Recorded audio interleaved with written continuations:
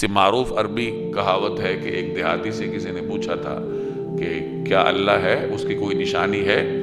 تو اس نے اپنے صحرا میں موجود ماحول کو دیکھتے ہوئے اس کی رہنمائی کی۔ اس نے کہا البارۃ تدل علی البعیر،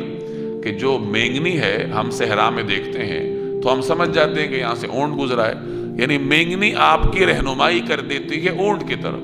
والاقدام علی المسیر،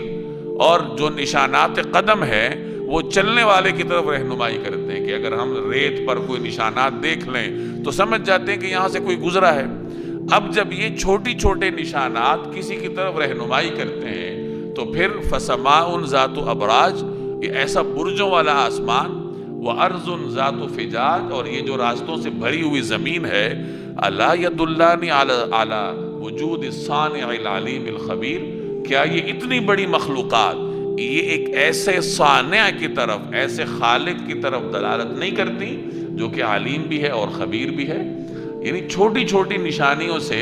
انسان منزل پا لیتا ہے، تو اتنی بڑی کائنات کو دیکھتے ہوئے آدمی اللہ تبارک و تعالی تک کیوں نہیں پہنچتا؟